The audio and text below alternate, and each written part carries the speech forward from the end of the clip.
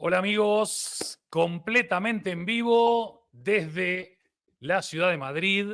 Comenzamos un nuevo episodio de esta quinta temporada de Totem Live. Hoy comenzamos el episodio número 24 de esta temporada 5. Un episodio que desde ya les adelanto requiere de palomitas, popcorn o pretzels o papas fritas, cacahuetes, lo que cada uno, maníes, porque ustedes van a ver, a disfrutar, a escuchar a una de las mentes más admirables del mundo de habla hispana, una mente sagaz, lúcida, valiente, muy estudiosa, que ha sabido levantar la voz para quitar el velo de cosas que se tratan de ocultar, pero sobre todo para transformar datos, insights, tendencias en valor añadido y siempre con una buena taza de café en la mano. Vamos a dar la bienvenida a nuestro querido y a nuestro admiradísimo Camilo Herrera, que se conecta ahora mismo en vivo y en directo desde, creo, la ciudad de Bogotá. Camilo, bienvenido. Sí, Andy, desde Bogotá, un saludo a usted, a toda la audiencia y absolutamente avergonzado después de esa presentación. Y me quedé corto, tenía más cosas para decir que las iré soltando a lo largo de la charla, pero de verdad, Camilo, un regalo tenerte acá. Sos de esas personas que enriquecen la conversación, que sabe utilizar el humor cuando hay que usar el humor, pero ponerse serios cuando hay que ponerse serios. Por si hay algún despistado en la comunidad de Totem Live que no ha oído que no ha oído hablar de nuestro querido Camilo. ¿Quién es Camilo Herrera para Camilo? ¿Quién es Camilo Herrera para Camilo? Bueno, Camilo Herrera es una persona que lleva más de 20 años intentando entender el consumidor y cada vez que lo entiende el consumidor cambia. Eso es una fortuna grande, sobre todo para el trabajo, pero lo deja uno en ese reto continuo de intentar demostrarle y mostrarle al mundo, empresas, gobiernos, que el consumidor de verdad tiene que ser el centro. Y eso implica un discurso suyo de mucho tiempo y es la necesidad de la humanización de lo que estamos haciendo. La gente cree que en este mundo de datos y de insights que andamos medio neuróticos en el último tiempo, cree que los datos son la verdad. Y se nos olvida que los datos son la representación de las decisiones que tomó la gente. Los datos son una cosa muy rígida de una cantidad de emociones de millones de personas en el mundo entero que hay que aprender a entender con esa sutileza. Entonces soy una persona que lleva más de 20 años en ese mundo, he escrito una cantidad de libros y he participado en una cantidad de libros y tengo la fortuna de tener muy buenos amigos que me aguantan en diferentes usos horarios. Grande Camilo, muy, muy querido Camilo, además de dirigir una de las compañías más reputadas de la región, también y de escribir libros, escribe artículos de opinión, valientes, además es profe y además le gusta mucho el café. Quiero empezar por algo un poco, quizás para mucha gente muy superficial, pero ¿en qué momento te entró ese amor por el café, esa conexión? Obviamente tú me dirás, es que soy colombiano, ¿qué esperas, Andy? Pero un amor muy profundo. Ahora, la respuesta políticamente correcta es esa. Yo soy colombiano y pues ustedes los extranjeros tienen que entender que me encanta el café. Ese es un buen cuento. No, el cuento viene desde la infancia. Mi abuelo tenía una finca cafetera y era general de la República, un militar. Entonces todos los nietos trabajamos en la finca. Esto no tiene la más mínima discusión. Es un tema de disciplina y de carácter. Desde niños recogimos café, aprendimos a todo el proceso de soqueado de matas, de secado del grano, de cerezar la pepa, de tostarlo, de hacer el café. Y yo tuve un vínculo con el café desde pequeño, que esa también sería una respuesta políticamente correcta. Bien. Pues La verdad verdadera queremos. Es que tenía que romper los algoritmos de mis redes sociales. Cuando usted empieza a mirar mucho, Andy, en redes sociales, pues los sistemas de los algoritmos, sea Twitter, sea TikTok, sea, qué pena, X, las que sean, dicen, este es de mercadeo y solo le muestra cosas de mercadeo.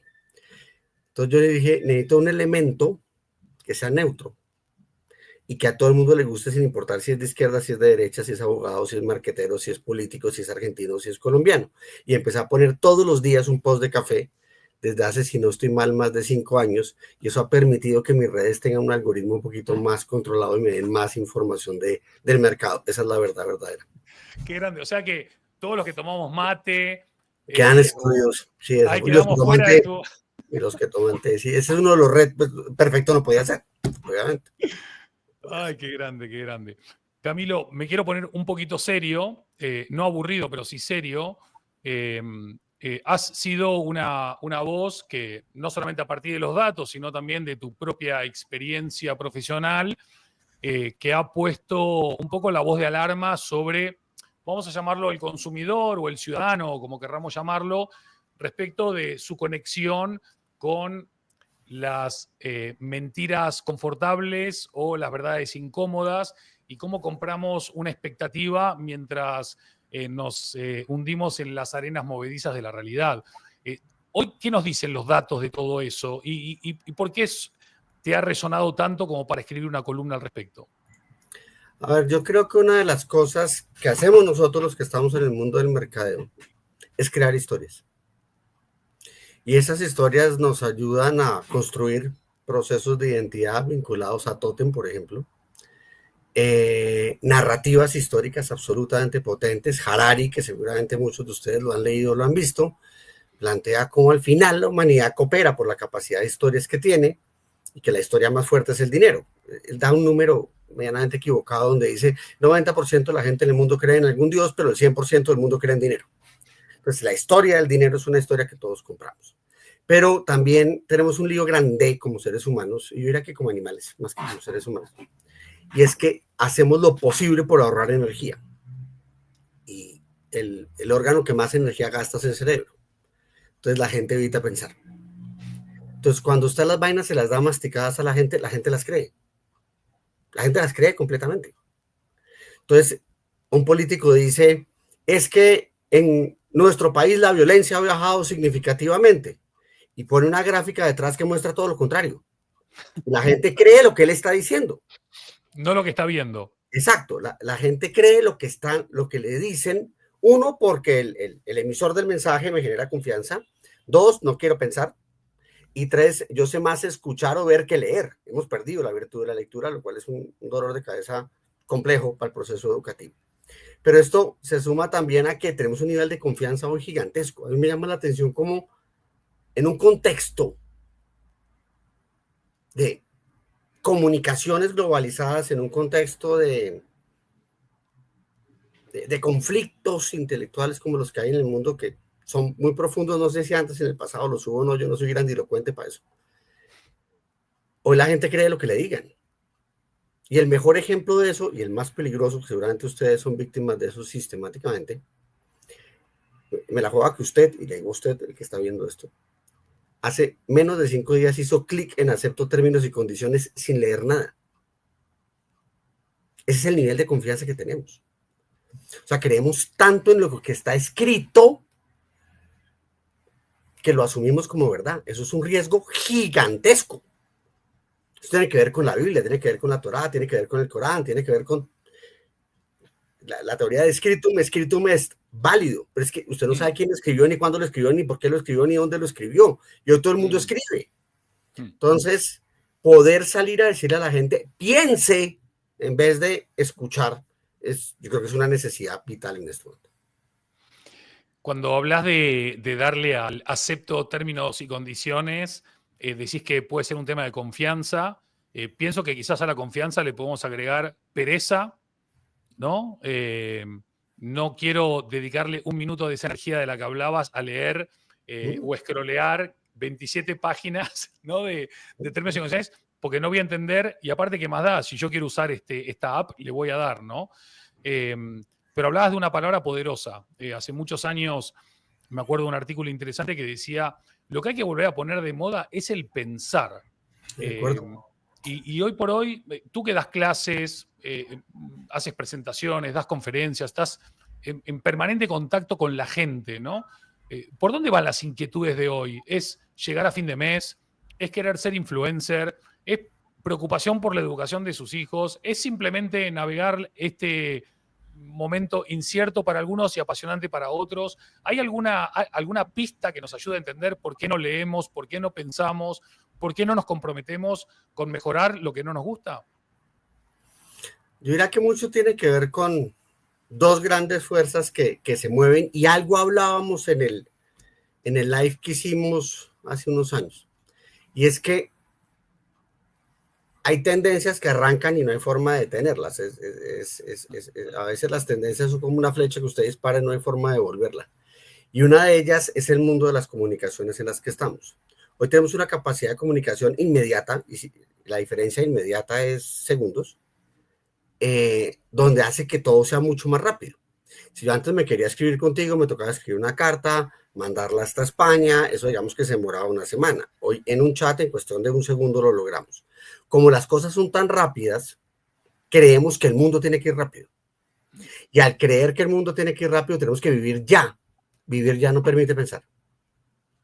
Y al tener tanta comunicación y tantos sistemas de comunicaciones alrededor, queremos vivir todo el tiempo. La gente se pone a ver televisión y coge el celular y se pone y se mete a TikTok y a la vez está hablando con la pareja. Uno dice, ahí la concentración es nula. Intenta absorber todo lo que hay en el sistema y obviamente no está absorbiendo nada. Entonces, hay un tema muy grande de que la pereza tiene que ver también con dos frasecitas que nos quedaron de la pandemia. Y es el famoso YOLO y el famoso FOMO, o sea, el You Only Live Once y el Fear of Missing Out, que tienen que ver con esa sensación de salir de pandemia y entendí que tengo fecha de vencimiento. Entonces, tengo una necesidad de tener todo ya y sé que me voy a morir, son las dos fuerzas. Entonces la gente no piensa, la gente solamente disfruta. ¿Dónde veo yo el indicador sombra o la sombra que me cuenta esa película? La disparada en gasto en entretenimiento en el mundo entero. En apuestas, en cine, en deportes, en casi todos los elementos, la gente le está metiendo plata en entretenimiento como nunca se lo ha metido en la historia. Hoy en casi todos los países de América Latina, los hogares gastan más en entretenimiento que en educación. Vamos a repetir eso, por favor, Camilo.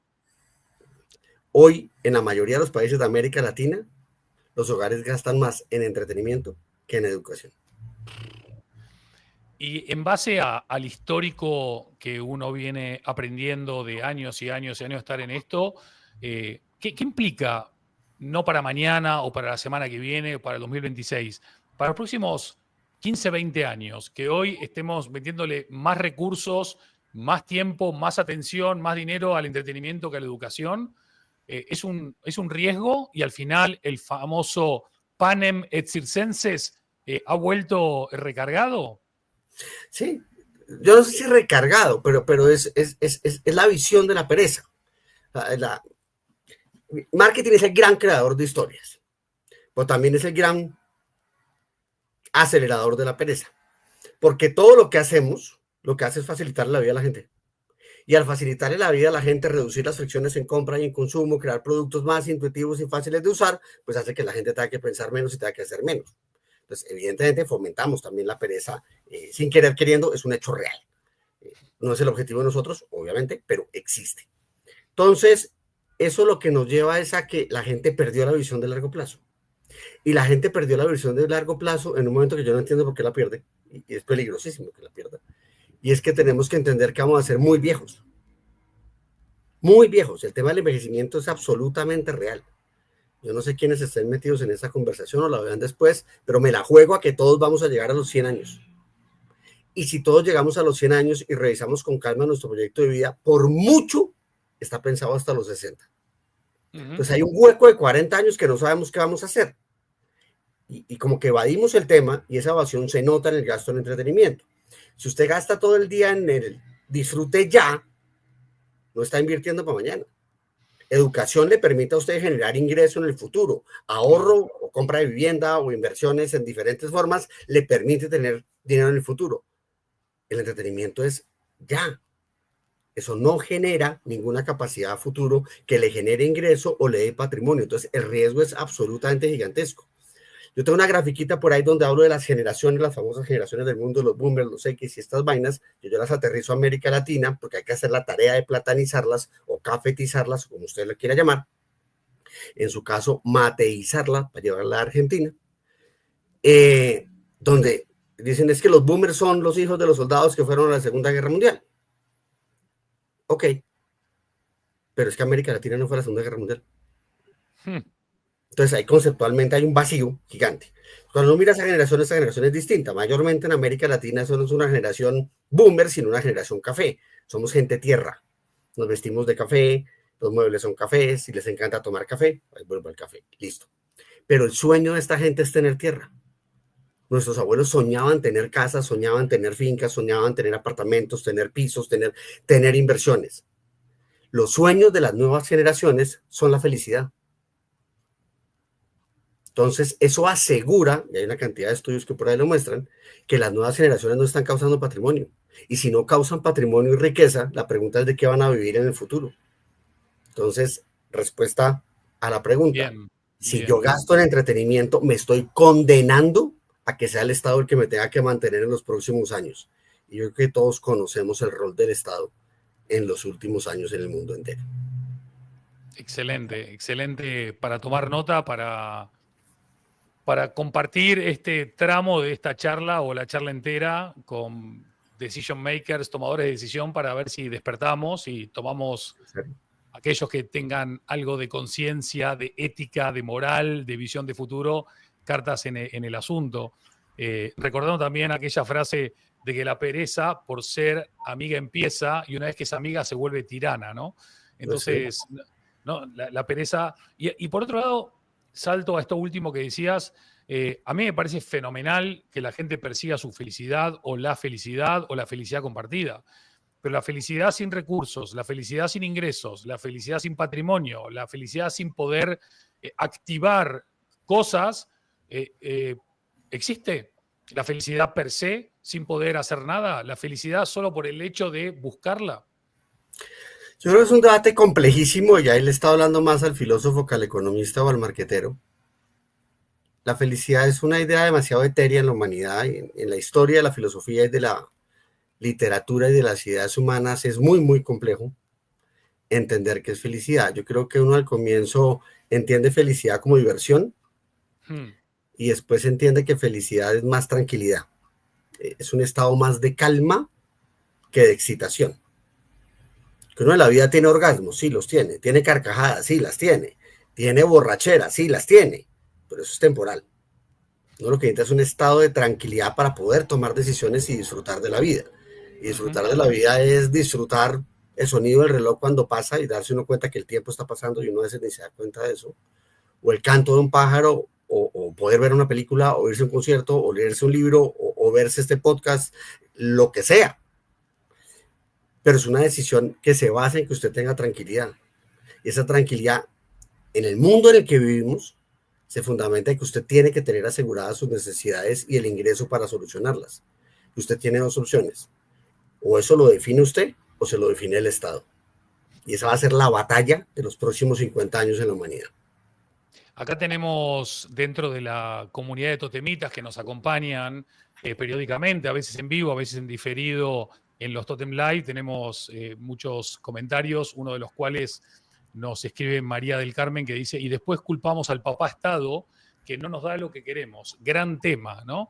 Y vos planteás de que esto del papá Estado va a ser un gran tema. En Argentina se está hablando muchísimo de esto desde que Milei, bueno, antes de que gane la presidencia y ahora como presidente, estamos viendo el Dodge, ¿no? De la mano de Elon Musk y la administración Trump, y también estamos viendo otros países donde justo se está dando lo contrario. Desde un punto de vista ahora económico, no filosófico, la historia que nos ha dicho sobre la alta injerencia del Estado en relación a los países, su crecimiento, su desarrollo y su libertad, querido Camilo. La historia que yo he leído con los filtros que yo tengo, porque yo también tengo unas ideologías en mi cabeza absolutamente claramente marcadas, es que cuando el Estado mete mano, eso sale mal. Claro. ¿Por qué sale mal? Por una razón medianamente sencilla, y es cuando el Estado es el encargado de la salud o el encargado de la educación, que eso suena posiblemente bueno, uno puede entrar al debate y eso suena bien, y alguno puede decir, es que en Europa, en ciertos países es así, porque siempre hay un argumento a favor y siempre hay un argumento en contra, como en cualquier debate en el que uno se meta. Cuando el Estado tiene un monopolio, el monopolio tiene una cantidad de pecados que no tienen solución. Y es que al no haber competencia no tiene cómo mejorar. No tiene cómo haber un enfrentamiento que permita la evolución y la transformación. Dos, al ser monopolio, ahí sí reina la pereza. Usted no controla costos, usted no crea sistemas de innovación, usted no crea sistemas de crecimiento. O sea, el problema de la eliminación de la competencia, sana competencia, es que no hay capacidad, no hay forma de desarrollar las capacidades. O sea, usted no le puede decir a un deportista, venga, entrenamos para que usted sea mejor, pero nunca compita. Pues no va a ser mejor. No hay El manera. deportista sabe perfectamente que da lo mejor en el momento de la competencia. Claro. Que lleva mucho tiempo entrenándose. Por ahí decía Usain Bolt en una de esas tantas frases que convierte a la gente en imágenes para internet masivo, así es, entrené 30 años para correr 10 segundos. Así fue. Pero porque tenía que competir. Si le quitan la competencia, él no hubiera corrido. De acuerdo. Aquí. De acuerdo. Sí, no hay una necesidad de correr. Entonces, cuando el Estado mete la mano, las cosas salen mal. ¿Por qué? Porque el Estado parte de una premisa, digamos que moralmente válida, y es que todos somos iguales, que hay que buscar la equidad, que hay que hacer una cantidad de cosas dentro del marco de la discusión de las Naciones Unidas y sus derechos humanos. Cuando uno lo lee con calma, pues es un mundo ideal, no un mundo real. El Estado no tiene cómo darle salud y educación a todo el mundo. No tiene, o sea, el Estado no produce ingresos. Los que producen ingresos son las empresas que le dan ingresos al Estado vía impuestos, lo cual está bien, digamos que estamos de acuerdo en ese juego. Sobre eso hay una cantidad de diferencias, pues no me voy a meter a un debate tributario en una conferencia de marketing. Pero sí es claro que entre más grande sea el Estado, menos libertad tiene la gente. De acuerdísimo. Es así de simple. Ahora que mencionaste la palabra marca, te voy a preguntar en instantes cuál es, si es que tienen, un nuevo rol las marcas en este contexto, pero justo antes te quiero preguntar sobre esta realidad en la cual parece que el mundo se partió al medio, ¿no? Si tú eres un votante de derecha, eres fascista. Si tú eres un votante de izquierda, eres comunista. El lugar de encuentro, el punto medio, si es que existe eso, o yo soy de derecha, pero renuncio a ciertas cosas porque entiendo que en la izquierda hay cosas buenas y viceversa. Parece que han volado los puentes en los últimos años. Parece que no hay punto de encuentro posible y que eres muy de uno o muy de otro, cuando la mayoría no es ni muy de un extremo ni muy de otro extremo. De hecho, me decía un amigo investigador acá en España que los extremos no llegan a convocar el 10% de la afinidad real, con lo cual en el medio está la mayoría, pero en el discurso diario, en las noticias, en las redes sociales, parecería que todos somos extremos. ¿Cómo se vive esto desde tu mirada casi caleidoscópica y microscópica al mismo tiempo, Camilo? Yo creo que lo que hablabas con esa persona es absolutamente claro. O sea, los extremos siempre han existido. O lo puede llamar fascismo, lo puede llamar comunismo, lo puede llamar nazismo, que a la gente le encanta decir nazismo. A la gente le encanta convocar lo que sean miedos. Al final, la forma de manipular al ser humano en masas es el miedo. Si tú pecas en vida, serás condenado al infierno. Eso es manipulación en masa. Si usted elige a tal candidato, pone un nazista en el poder. Eso es manipulación de masas y está estudiado, es claro, eso existe en todas las esquinas. Pero la verdad es que hoy las redes sociales, en toda su magnitud, permite que los que quieren gritar, griten. Y nadie controla que el que grite, grite. Y ya nadie tiene, si nadie lee, Andy, nadie va a tener la prudencia de leer la fuente correcta. Correcto. Se acabaron las editoriales entendidas como el custodio de un contenido correcto. Correcto. Murió.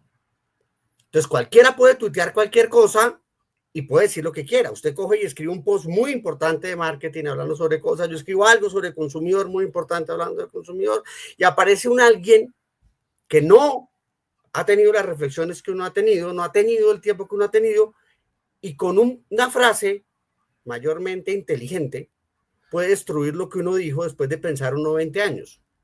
Increíble, es alucinante. Y queda de por vida la frase. Sí, y la frase no tiene ningún sentido, la frase simplemente lo ataca a uno. Entonces, ¿qué hay en redes? Los extremos. Que los extremos gritan, el centro no grita. El centro simplemente en un momento dado va a decir, la decisión más sensata puede ser esta.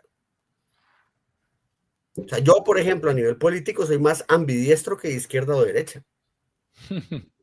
claramente ambidiestro. Hay vainas de izquierda divinas, hay vainas de derecha divinas. Lo que pasa es Efectivo. que a la gente le gusta simplificar, porque en el mismo dinámica que hablábamos de las historias, al final la política lo que hace es crear unas historias que terminan siendo sistemas de creencias. Entonces me voy a meter en camisa de 11 varas, perdóneme la audiencia por lo que voy a decir, y voy a perder 50.000 personas que... O tal vez ganás 100.000, ojo, no nos quedemos solo con lo Si negativo. yo digo que uno está a favor o en contra del aborto, eso no es un tema de debate político, sino de creencia personal. Entonces, cuando un presidente sale y dice, yo estoy a favor del aborto y no se va a permitir, y se va a permitir el aborto en este país, inmediatamente una cantidad de gente que está en contra del aborto lo vuelve personal, porque va contra su sistema de creencias, va contra su identidad. Hay que hacer que el aborto termina siendo el tótem que consolida en un momento dado una comunidad. Entonces, cuando usted ataca a la figura pública por una creencia, se convierte en un ataque particular a todos sus seguidores. Esa es la agresividad que vemos en redes sociales. En la medida en que creemos sistemas de creencias y la gente las abrace, pues vamos a seguir viendo dos extremos gigantescos enfrentados y un silencio muy peligroso en la mitad que puede tomar las grandes decisiones. A mí de chiquito, cuando yo era chiquito, mi papá decía, cuidado que Camilo está callado. Algo está haciendo. Yo le tengo más pánico a los silencios que a los gritos.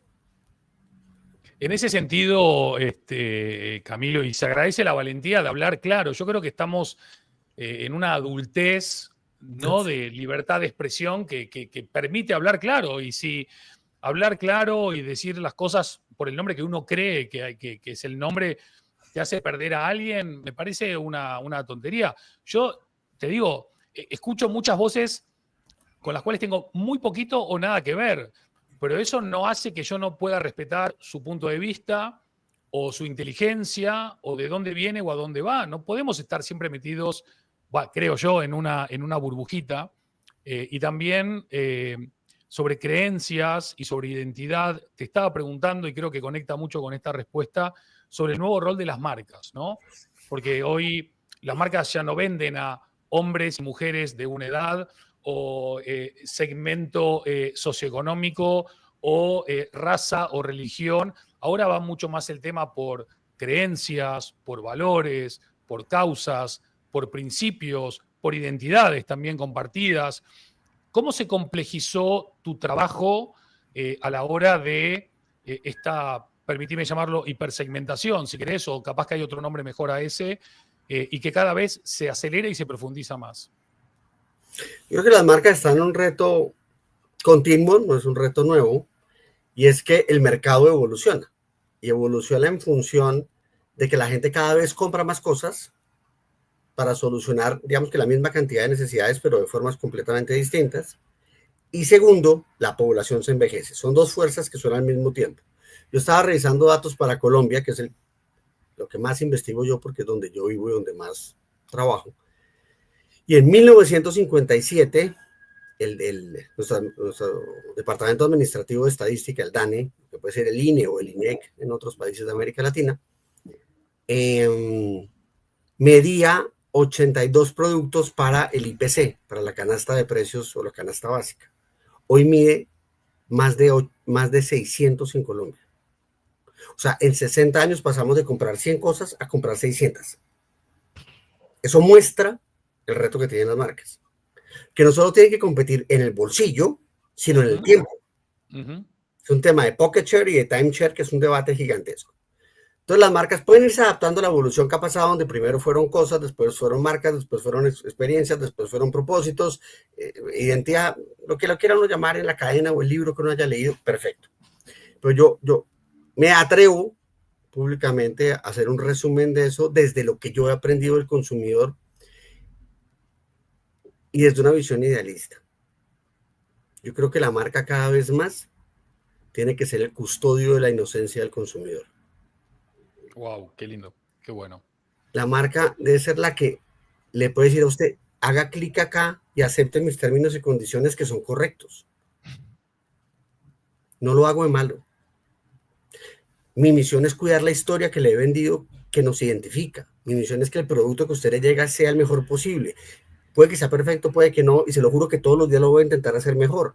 Que antes cometía errores, yo no sé si errores, no sabía tanto, hoy sé más. Entonces, esa necesidad de poder decirle a la cara al consumidor, yo voy a cuidar su inocencia, crea en mí, es cada vez más importante en las marcas. Y esa es una apuesta y una promesa brutalmente alta que yo sé que no todos se van a montar a un tren tan complicado. Maravilloso.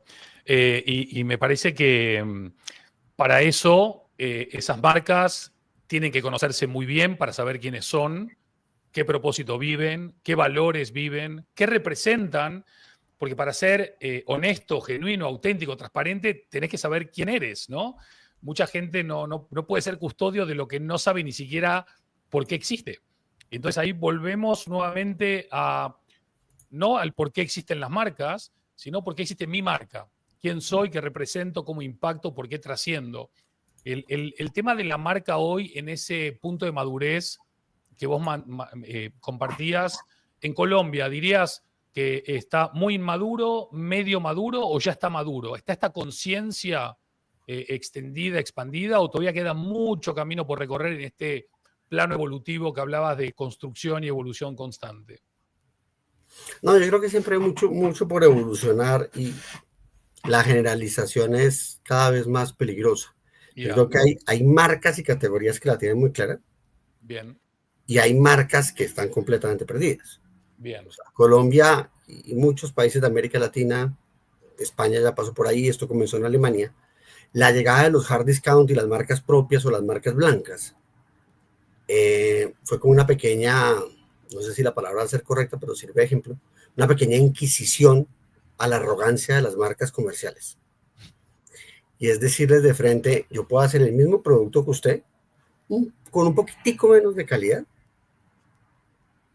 y ser mucho mejor que usted en el mercado en desempeño en ventas, porque tengo un canal claro que usted no lo tiene, y no tengo que hacer promesas ni historias de marketing para subir el precio de un producto, porque usted ha subido el precio sin de verdad subir el valor, lo cual Claro, es en teoría la lógica. No, después efectivamente. hay empresas que han inflado la marca con una capacidad absolutamente admirable. Entonces, cuando les llega una competencia barata que les puede competir en calidad, quedan completamente desnudas. Entonces, Colombia está en esa fase en ciertas categorías, pero hay otras categorías que, pese a esto, o a llegadas de marcas internacionales, las marcas locales y en América Latina por lo general han sabido defenderse de una manera absolutamente impresionante. Hace una semana o menos, el equipo de Radar les pedí una investigación y me la entregaron hace muy pocos días. Eso aún está en cocción. Les dije, sáquenme en el listado de las 100 marcas que están en la mente de los consumidores, o sea, top of mind, top of heart, recordación publicitaria, la marca que más recomienda. Nosotros tenemos 7 indicadores que consolidan un indicador que nosotros llamamos Power Brand. Entonces, imagínense que una marca tiene que tener un nivel de top of mind, de top of heart, de todo, listo. Ok, las 100 marcas con más poder. Perfecto, listo. Dígame, ¿hace cuánto las fundaron? El promedio es que tienen 52 años. Y el promedio de edad del consumidor en Colombia es de 35 años. Qué interesante. No son marcas que el consumidor siempre ha visto. Claro. Las Hay, marcas hay, que tienen el poder en el mundo ujú, tienden a ser longevas. Claro, ujú, aparecen marcas nuevas. Uber es nuevo, Google es nuevo, perfectamente. El mundo de tecnología no tiene como tener marcas viejas, pero en el mundo de vestuario, en el mundo de alimentos, en el mundo de entretenimiento, ya son marcas centenarias en muchos de los casos. Y eso hay que tenerlo en mente cuando uno vaya a pelear. Si va a meter a un mercado contra una marca que tiene 100 años, pues tiene que entender las ventajas que eso tiene y las desventajas que eso tiene. Entonces, hablar de ujú, la madurez del desarrollo de las marcas en cada mercado es un reto gigantesco. gigantesco. En eso, en esa media edad de 50 y pico años versus una media de consumidor de 30, este legado generacional, ¿no? De mi mamá usaba este jabón o mi papá usaba este vino o mi abuela tomaba este café, es algo que el componente emocional juega un rol importante en este paso de generación en generación, no tan racional, sino más emocionalmente? Yo creo que hay dos elementos. Uno, claro, lo que usted aprende en su casa lo va a continuar, a menos de que entre en conflicto con su casa. Pero si usted aprendió de niño ciertos sabores, lo más seguro es que los continúe porque hay un aprendizaje de sabor y salir de ahí no es sencillo. Pero es que las marcas han evolucionado.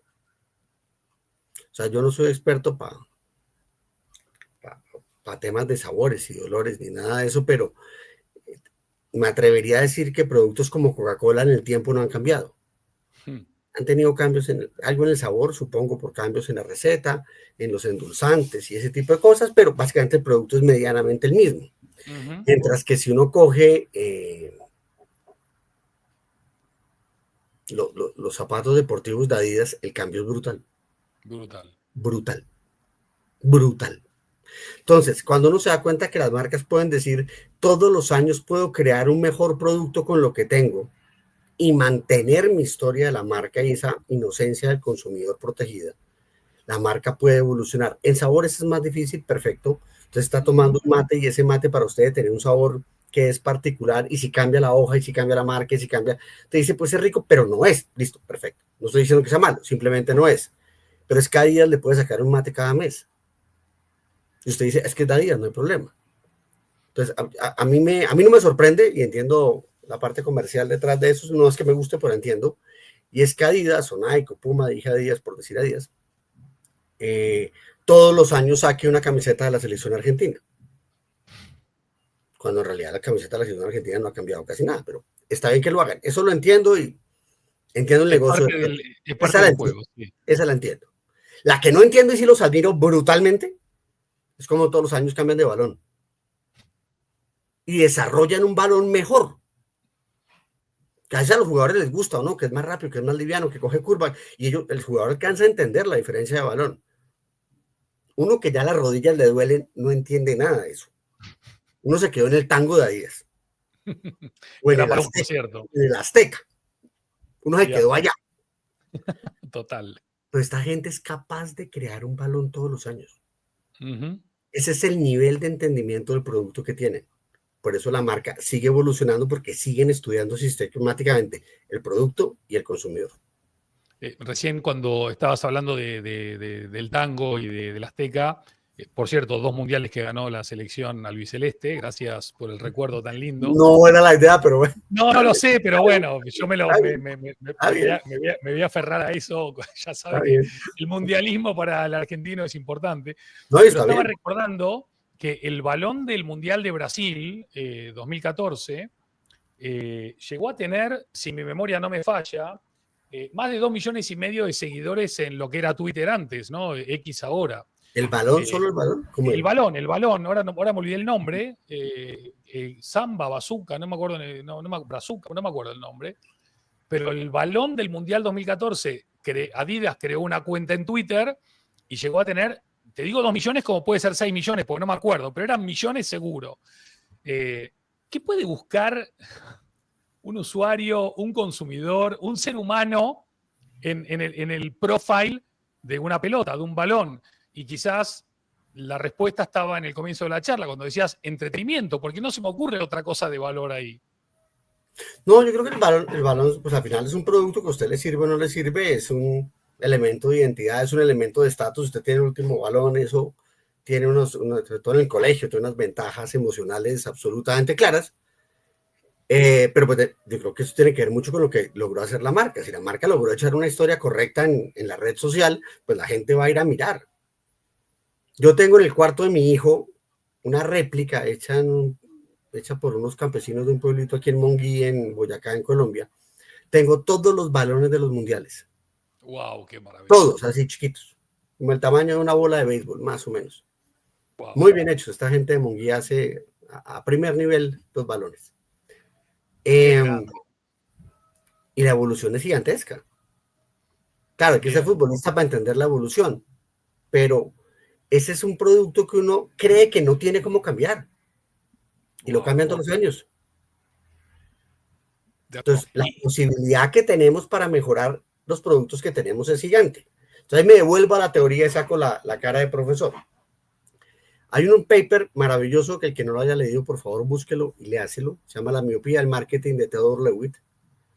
Eso es un paper del Harvard Business Review, creo que en 1964, reimpreso en el año 2002, donde lo que dice es la frase que hoy está de moda y que dice el fundador de Uber y es: enamórese del problema, no se enamore de la solución. Total, total. Si usted se enamora de la solución, nunca va a mejorar su producto porque pierde la humildad. Usted Total. tiene que ser humilde, tiene que decir, esta es mi mejor solución en este momento y con esta tecnología. Tan pronto usted tenga una idea mejor y haya más tecnología, va a ser un producto mejor. Y el consumidor siempre va a estar dispuesto a que le solucione mejor la necesidad.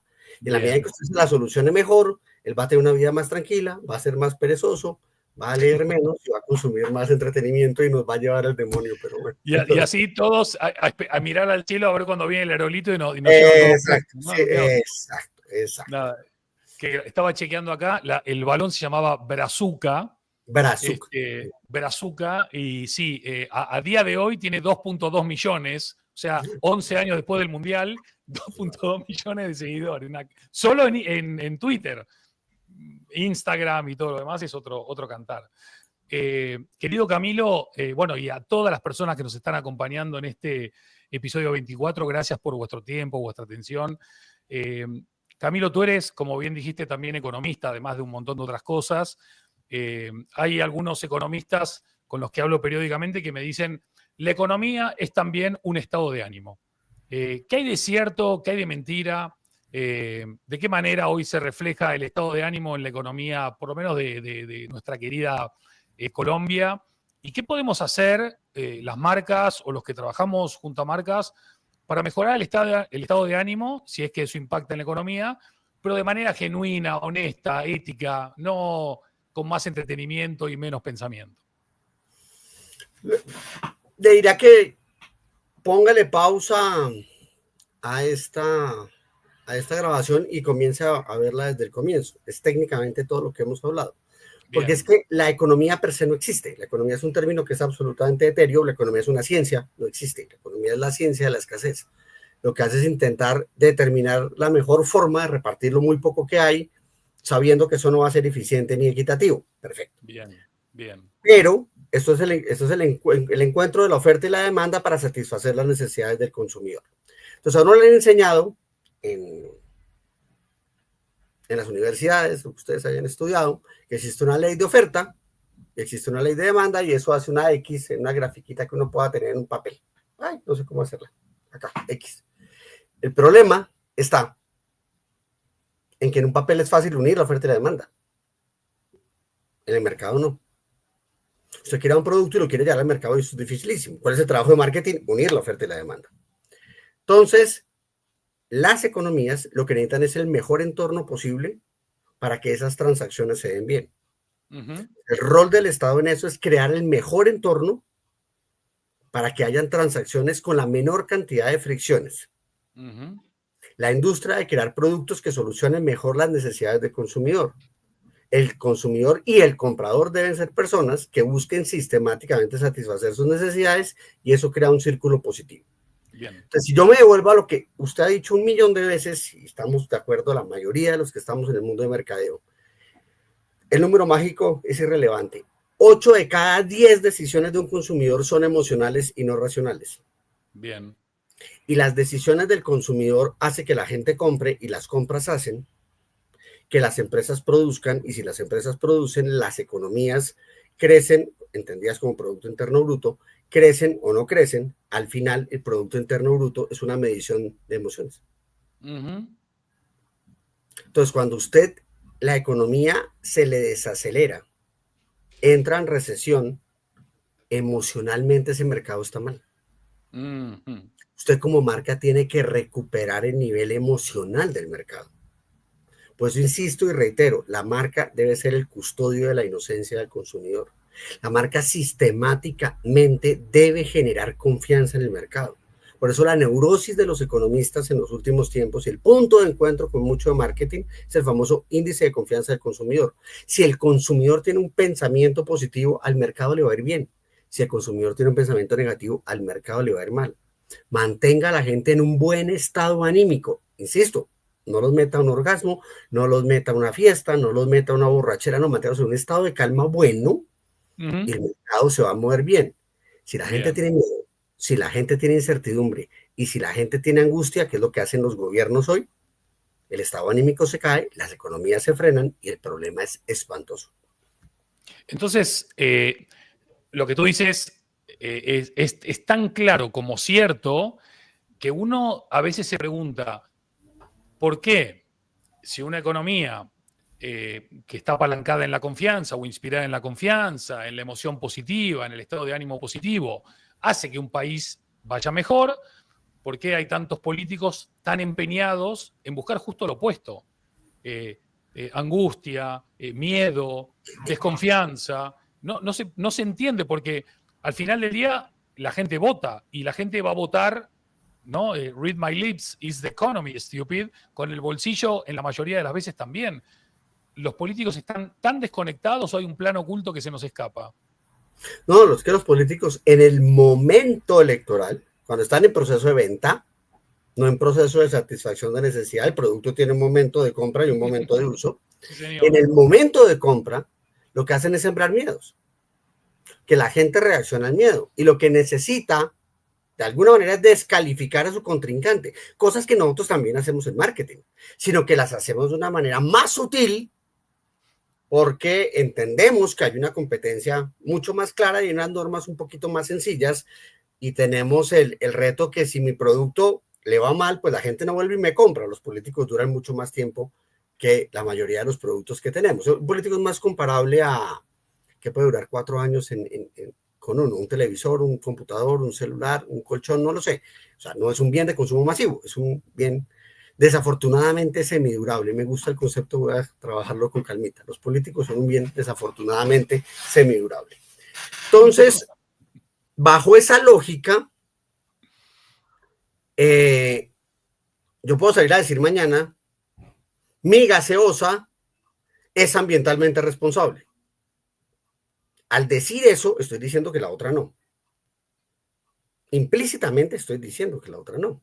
El político no es sutil, el político sale a decir, el otro no es ambientalmente responsable. Y si usted lo escoge, el mundo no va a ser ambientalmente responsable y usted es cómplice y va a ser usted un nazi asesino. Ese es el lenguaje en el que estamos. Madre mía. Entonces, la política no tiene cómo encontrar los equilibrios porque destruimos una de las cosas más importantes de la democracia, por lo menos en Occidente, que son los partidos políticos. Los partidos políticos son las columnas vertebrales de la democracia. Que cuando usted vota por un partido, el partido es responsable del candidato. Cuando usted vota por un candidato sin partido, nadie es responsable del candidato. No hay forma, no hay garantía.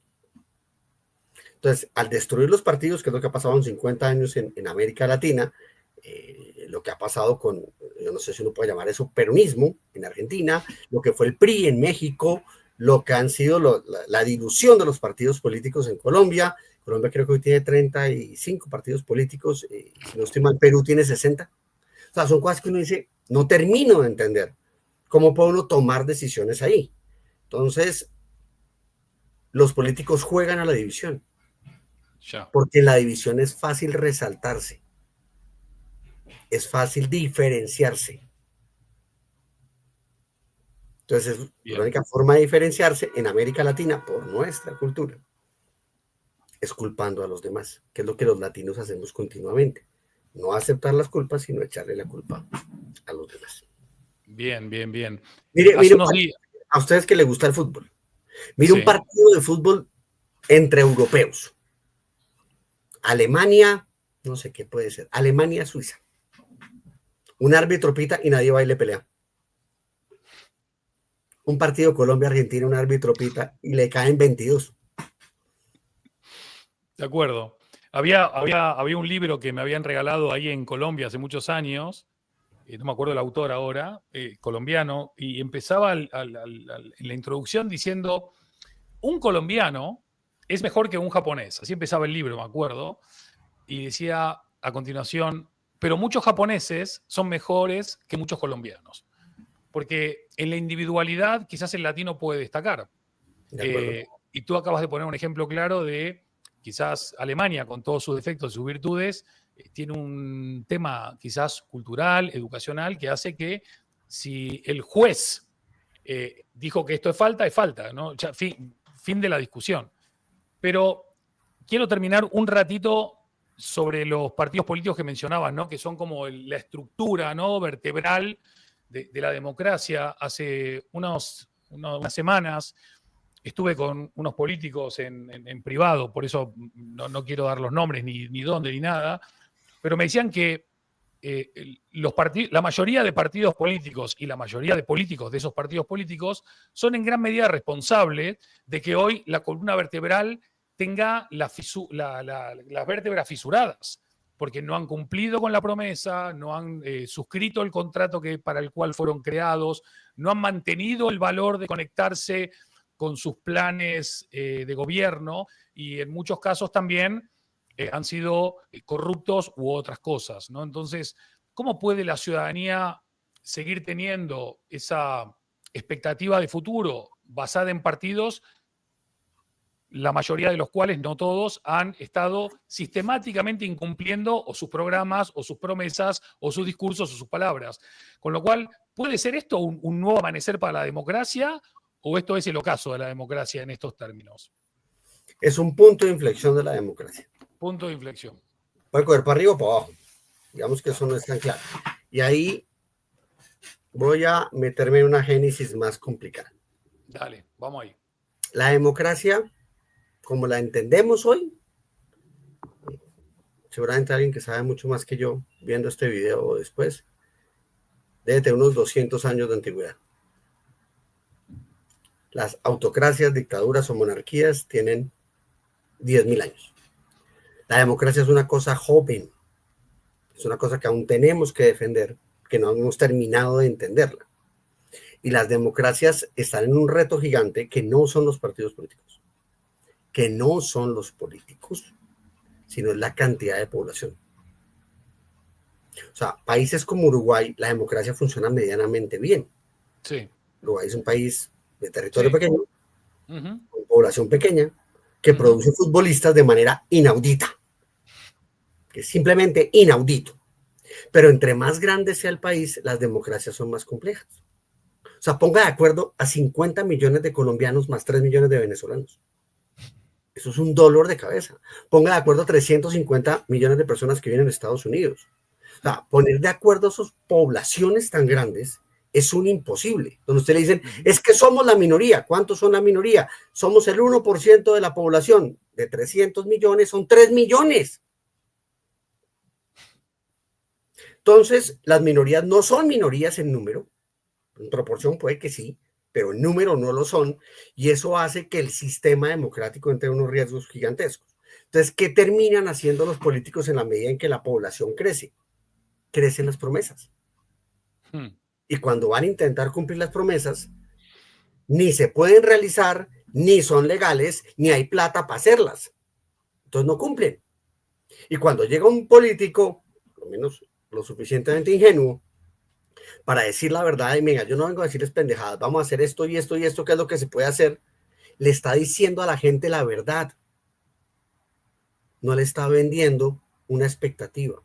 La gente lo que quiere es que le vendan sueños, la gente lo que quiere que le vendan es un futuro. La gente, sobre todo en América Latina, quiere que alguien le diga, yo le voy a arreglar su problema, porque pasamos de Dios proveerá al Estado proveerá. Y en la medida en que el Estado me prometa que me va a dar todo, pues yo encuentro ahí la solución para que para que el Estado me dé salud, me dé educación, me dé justicia, me dé seguridad y a mí me quede plata para entretenimiento. Esa es la verdad.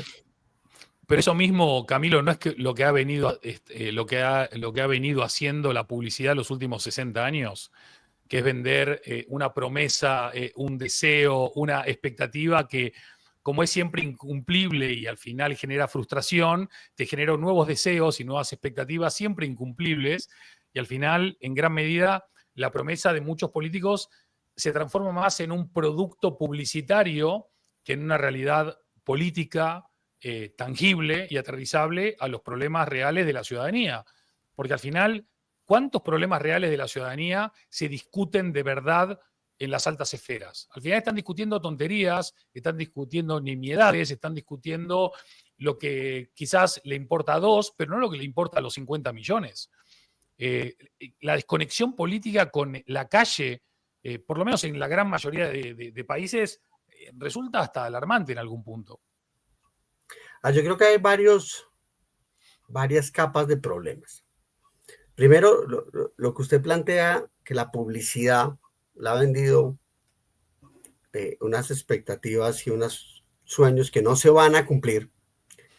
Yo diría que eso ocurre, sí ocurre, No afortunadamente. toda la publicidad, como tú bien dices, Afortunadamente hay unas no que no, generalizamos, ¿no? Pero y sí. hay grandes marcas que han hecho una tarea muy clara en comunicar y vender una publicidad de, llamémoslo así, realizable y positivo.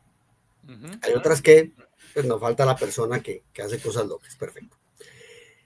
Pero los políticos cogen esa capacidad que tiene la publicidad y se hacen elegir por medio de la publicidad. De hecho, tanto existe toda una familia de gente dedicada a lo que mal llaman marketing político y hacen una tarea absolutamente brillante para vender.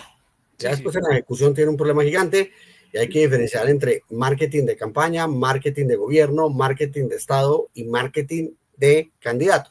Pero eso es una historia que no, eso va para un tótem completo, otro live completo. Bien, bien. Porque Anotado. yo he estado metido detrás de campañas presidenciales y demás. Bien. Pero en alguna medida los políticos están más interesados en su poder y en su continuidad que en sus bases. Porque solo llegan a las bases cada 4 años a conseguir votos o cada 6 años, dependiendo del país del que estemos hablando. Ajá. Durante los 4 o 6 años tienen que sobrevivir en el ecosistema político. Eso no es fácil. Porque es que si usted va al mercado, hay N cantidad de millones de personas medianamente homogéneas. Cuando usted va a un congreso, un parlamento, todos son alfas. Eso es un problema. Encontrar mecanismos de cooperación entre gente que cree que tiene la razón. Es absolutamente complejo. Por eso los partidos ayudan a equilibrar eso, pero eso no está funcionando. Claro. Entonces, al igual que los técnicos de marketing, de economía, de política, que ven que el problema es claro, llevan estudiándolo mucho tiempo, encuentran una solución, es tan técnico y tan confuso que la gente no lo entiende. Lo que debería hacer el político, que no lo hace o lo hacen muy pocos, es transformar el problema en una comunicación tan clara que la gente la entienda. Entonces, cuando un político se para y dice, venga, se nos viene un problema pensional gigantesco. ¿Por qué? Porque la idea de la pensión fue una locura que se inventó un economista y nos creímos ese cuento. Por más que usted quiera que el Estado lo pensione, eso no va a ser posible. Ese cuento es mentira. Tenemos que cambiar las cosas hoy para que nos funcionen en 20 años. Eso lo debería poder decir un político. No se lo va a escuchar nadie, porque está pidiendo un esfuerzo hoy para resultados en 20 años. La gente, como dices tú, tiene problemas hoy. Tengo un problema de tráfico en la calle, tengo un problema de violencia, tengo un problema de inseguridad, tengo un problema de discriminación, tengo un problema de falta de oportunidades. No va a pensar en 20 años. Pero los problemas grandes hay que pensarlos desde ya. O si no, en 20 años, los problemas explotan. Entonces, encontrar ese equilibrio es el arte de los partidos políticos que desafortunadamente están completamente diluidos. Qué barbaridad. De todas maneras, para que la gente no pierda la esperanza, hace unos años hicimos un proyecto en una ciudad muy importante de España con una compañía líder acá en Europa, y a la inauguración vino el alcalde de esta ciudad, que lleva como 5 legislaturas ganando. Y cuando terminó el evento estaba charlando con él y le pregunté, bueno, ¿qué proyectos quedan por hacer? Porque ya esta ciudad está top europea, todo el mundo quiere venir a vivir acá, invertir acá. Y el tipo me enumeró 20 proyectos estratégicos de crecimiento, de logística, de transporte, habitacionales y demás, todos de memoria. O sea, el tipo no es que se lo había aprendido para repetir como un loro, sino que lo sabía. Pero sobre todo me dijo algo que me fascinó. Querido Camilo, me dijo, mira, si yo cuando gané mi primera elección solamente hubiese pensado en esos 4 años, hoy esta ciudad no sería lo que es. Yo tomé decisiones de largo alcance, de largo impacto, no para ganar las próximas elecciones, sino para que mejore la vida de las próximas generaciones. Si los políticos no estuviesen tan obsesionados con, siempre hablo de la mayoría, no de todos, para que no se me malinterprete, solamente en la elección, y en vez de crear ese valor sostenible del tiempo, invertir más en educación, en seguridad, en aquellas cosas básicas que todos los seres humanos queremos, ¿no? ¿Qué ciudadano no quiere mejor educación, mejor seguridad, mejor sistema sanitario, mejores carreteras, mejores infraestructuras, más acceso al crédito, a la vivienda, etcétera? Creo que en eso, bueno, salvo que vos me digas lo contrario, la coincidencia puede ser del 99%. De Qué acuerdo. pena que no terminemos de encontrar líderes para poder introducir esto, ¿no? Y para poder abrazar este punto de inflexión, pero que en vez que el punto de inflexión haga tuki, que pueda hacer para arriba, ¿no? Y que le podamos dejar a nuestros hijos un sistema democrático mucho mejor y no bajo iba a decir el umbrella, el paraguas de papá Estado, pero casi que es la bota de papá Estado, como vienen perfiladas las cosas. Digamos que hay dos cosas. Le ponemos demasiada responsabilidad al Estado y esperamos que el Estado haga todo. Y dos, no estamos dispuestos a colaborar con el Estado. O sea, cualquier cosa que el Estado nos vaya a dar, nos toca pagarla. Y eso se hace todos, aportamos un poquito y con eso el Estado intenta hacer algo. Digamos que esa es la lógica en la que acordamos Claro. la mayoría de naciones en el mundo. El problema es que la gente no está dispuesta a dar, pero siempre le exige al Estado más. Y la gente entonces tiende a elegir a los que estén dispuestos a proponerle, prometerle, decirles que le van a hacer que el mundo sea más fácil. Usted ha escrito muchos libros, yo he escrito otros tantos. Somos juiciosos para escribir y hacemos libros que uno diría son sensatos y funcionan. Pero vemos en el mercado, y esto no es una queja, como libros mucho más grandilocuentes, mucho más sencillos, con un listado de recetas que dice, para volverte rico, léete esas 3 páginas. Esos son los libros que se venden. La gente vende la promesa fácil. Claro, es verdad. La gente compra la promesa fácil. Entonces, cuando llega un político a decir, hagamos las cosas bien, son pocas las sociedades que están dispuestas a montarse en eso. Eso tiende a pasar después de crisis muy grandes. Colombia entra en una gran constitución que fue la constitución del 91 que sacó a este país del agujero que tenía. El 64% de la población en Colombia vivía en pobreza multidimensional o necesidades básicas insatisfechas, como depende del libro que ustedes hayan leído en algún momento de la historia. Hoy no son el 12%. Wow, o sea, el cambio que ha tenido Colombia es brutal. Claro, esto no se dice en voz alta porque eso va en contra de los discursos de los políticos. Pero eso que logró Colombia lo logró porque logró ir a una constituyente donde todos los partidos se sentaron. Bien. Colombia estaba en guerra. Claro. Un grupo de narcotraficantes y un grupo de guerrilleros tenían este país contra la pared. Nos tocó ponernos de acuerdo para enfrentarnos de la mejor manera y crear una sociedad más justa. O sea, para que las sociedades lleguen a acuerdos tan complejos, tienen que haber situaciones complejas. Así Entonces, mismo es. No es tan fácil. Yo creo que lo que usted plantea de la ciudad, que no sé cuál es, seguramente tuvo un momentum de ese estilo. Y encontraron en esta persona alguien que era capaz de ejecutar y era medianamente honesto y las cosas funcionaban. Y el sistema político permitía que el tipo siguiera ahí. Entonces, yo creo que cuando uno está en su peor momento, es cuando está más dispuesto a cooperar. Lo que tenemos que aprender es a cooperar en cualquier momento. Estoy de acuerdo. Acá en España pasó lo mismo. Los papás digamos, de esta nueva fase brillante y democrática de España, los últimos 40 y pico años, se sentaron en una mesa, eso, la derecha, el centro, la izquierda, el comunismo, el no sé qué, el no sé cuánto, y se pusieron de acuerdo y hablaron y discutieron y quizás arrancaron de puntos completamente opuestos, pero hubo un common ground sobre el cual construir. La tristeza o la pena es tener que llegar a esos extremos para empezar a entendernos, ¿no? Y entendernos no significa estar de acuerdo en todo, pero sí por lo menos estar de acuerdo en lo básico, en lo esencial, en aquello que cuida no solamente nuestro presente, sino tus hijos, mis hijos, los hijos de todas las personas que nos están mirando, que tenemos que dejar algo en lo que creer, que no sea solamente un balón en la cabeza o una play en la habitación, ¿no?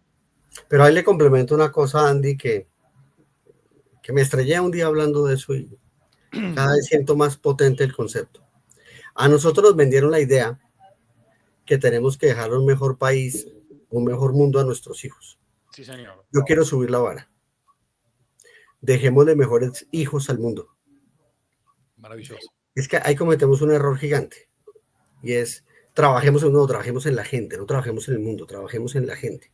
Hoy nuestros líderes políticos, nuestros líderes empresariales, en muchos casos son diminutos, son gente humanamente diminuta, son gente que no está dispuesta a sacrificar el beneficio personal por asegurar un futuro. Vuelvo a lo que usted mencionaba de España. Muere Franco. Le entregan a la monarquía todo el poder. Juan Carlos tiene el poder en la mano y puede volver a ser el monarca de España y llama a las elecciones. No defiendo la vida de este señor, defiendo ese hecho. Él pensó en España. Y así pueden encontrar una cantidad de referentes en la historia de la humanidad. Gente que piensan en la sociedad y no en ellos mismos. Esos son los que al final aseguran que va a haber un mundo mañana. El que piensa en sí mismo, las cosas no funcionan. No, totalmente. Y se me vino a la cabeza Winston Churchill, que él fue el que compartió la frase que dice, un político, la diferencia entre un político y un estadista, ¿no? El político está pensando en las próximas generaciones. El político está pensando en las próximas elecciones. El estadista está pensando en las próximas generaciones. Churchill salva a Occidente de que hoy tengamos un bigotito y tengamos el brazo así, ¿no? Y perdió las elecciones. El tipo salva al mundo, salva la democracia, salva la libertad, nos salva de estar abajo de una bota nazi y pierde las elecciones. Qué complicado que es el ser humano también, querido. Siendo ingleses. Siendo ingleses, además. Estamos hablando de un país más inglés, o menos avanzado en eso. Ingleses. Para ir terminando, la última pregunta, que sé que tienes un montón de cosas por atender más importantes que esta, pero un millón de gracias por estar hoy aquí. La última pregunta y luego sí, el cierre que te lo vamos a dejar a ti, por supuesto, y como corresponde. ¿Qué tan complicados somos los seres humanos a la hora de estudiarnos, de analizarnos, de observarnos? Vos que estás todo el tiempo transformando lo que somos, lo que hacemos, lo que consumimos, lo que votamos, lo que criticamos, lo que amamos, y pasar todo eso de dato a insight, de estrategia o a decisión. ¿Qué tan complejos o qué tan básicos somos los humanos? Por lo menos de esta parte del mundo que son los que más conoces vos. Yo creo que la conjunción de las dos dimensiones nos hace demasiado complejos. ¿Qué dimensiones? Somos animales, es la primera dimensión. Se nos olvida sistemáticamente, somos animales. Y al ser animales tenemos instintos, tenemos necesidades, tenemos reacciones, tenemos unos desbalances hormonales absolutamente complejos de entender y de manejar, que afortunadamente el mundo del mercadeo y la economía cada vez más le prestan atención a eso. Y segundo, vivimos dentro de una cultura. Y esa cultura tiene historia, tiene normas, tiene relaciones, tiene instituciones formales y no formales. O sea, hay una constitución, que es una cosa que en los países se rige, eso permite que haya unas reglas de juego, pero también hay familia, que la familia tiene unas complejidades gigantescas y empiezan a haber conflictos absolutamente difíciles de entender en el contexto. Entonces, por ejemplo, otra vez siendo políticamente incómodo, vivimos en libres mercados, en entornos de libre religión, de libre opinión, pero si ustedes infieren en el matrimonio, eso es ilegal. El matrimonio es un monopolio. En un mundo de libre mercado, de libre religión, de libre expresión, o sea, hay instituciones que riñen. Entonces, esas tensiones que se causan entre el animal y la cultura, sistemáticamente, son las que uno tiene que entender. Porque la persona, en la medida en que es mayor, ya ha dominado más su cuerpo, por lo menos logra moderarlo. Entonces sus reacciones como consumidor son distintas a las que tiene un joven. Eso es absolutamente claro. Segundo,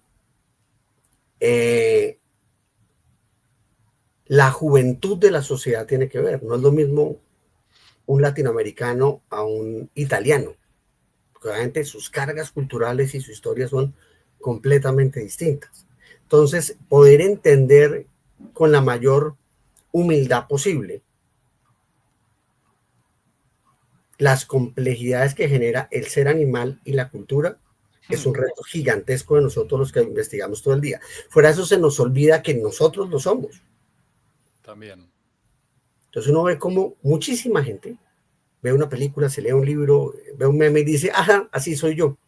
Por lo menos tenemos la humildad de vernos reflejados en el chiste cotidiano o lo que nos está narrando una expresión cultural. Y eso es una cosa que uno puede ir entrenando a decir, si así soy yo, pueden haber muchos como yo, o otros que no son como yo. Y cuando uno ya tiene esa tranquilidad de poder reflejarse en la realidad y diferenciar los tonos de la realidad, puede analizar que hay N cantidad de personas y N cantidad de consumidores para poder tomar las mejores decisiones. Maravilloso.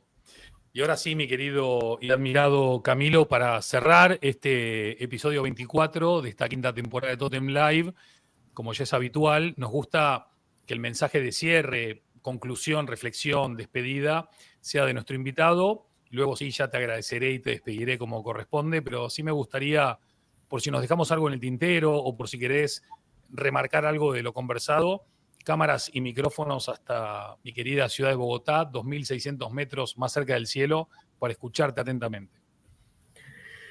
Difícil quedarse con un solo tema, pero intentemos mantener la línea de lo que hemos hablado.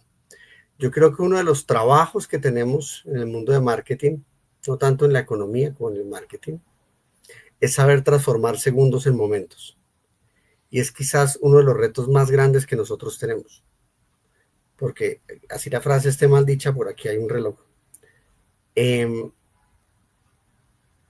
No podemos hacer que la gente pierda tiempo. Si nosotros logramos que cuando la gente esté con nuestro producto, aproveche de la mejor manera el tiempo y satisfaga su necesidad sin ninguna discusión, creo que el logro es gigante.